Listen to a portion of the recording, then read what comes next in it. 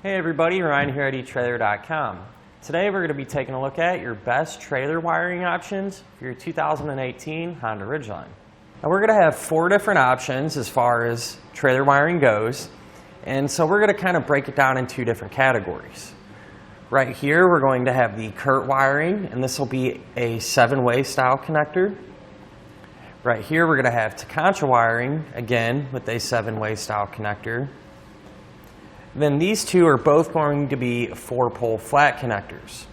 We're going to have the Tekonsha as well as the Kurt. Now right off the bat, if I had to pick wiring for my own Ridgeline, whether it be a 4-pole style connector or a 7-way style connector, if I had to choose one, I would probably go with the Tekonsha for both the 4 as well as the 7, for a few different reasons.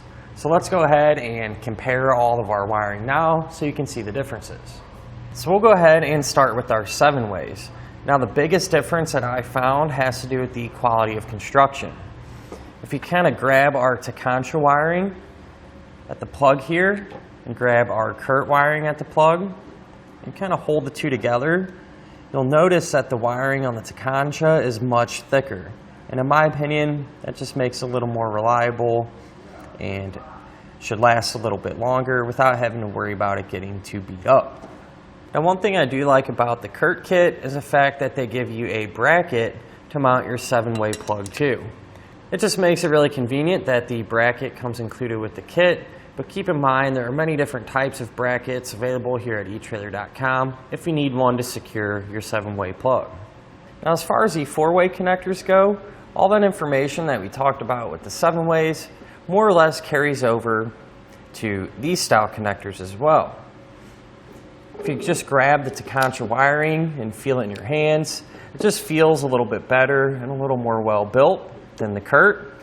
Even down to the dust cap, really thick, one piece. You don't have to worry about it falling off or anything like that. The Kurt one just feels a little more flimsy.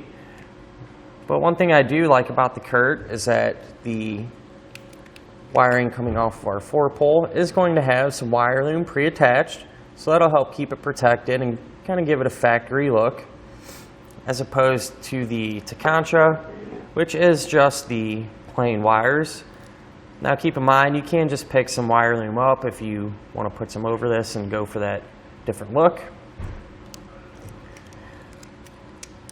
But with that being said, everything is going to be included as far as the installation goes and what you need to get that job done. Now, another difference I found is in regards to the power output. Both of the Tekonsha kits are going to have a power output of 4.2 amps per circuit for your stop and turn signals and 7.5 amps per circuit for your taillights. Both of the Kurt kits, the 7-way as well as the 4, they're going to have 3 amps per circuit for your stop and turn and 6 amps per circuit for your taillights.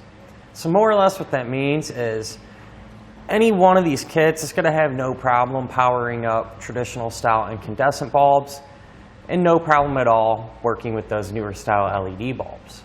Now all the kits are going to be installed relatively the same. Behind your back seat there's going to be a factory plug, and so what you're going to do is take the module boxes from whichever kit you're using and plug those into that factory plug. Tekonsha just plugs in and you're done. The Kurt, more or less the same thing, you'd plug it in. However, there's a ground you would have to secure and a fuse. But other than that, once you have these plugged in, you'll come to the back of your Ridgeline. Again, another factory plug, where you just plug in your trailer wiring, run it to your trailer hitch or wherever you're going to mount your 7 or 4-way. Then there will be a couple of included fuses that you'll just have to put into your fuse box. And once you have all that done, your trailer wiring's good to go. You're not going to have to worry about splicing into anything or nothing too out of the ordinary. But overall, whichever kit you choose is going to get the job done and provide your trailer with the necessary lighting functions to remain safe and legal.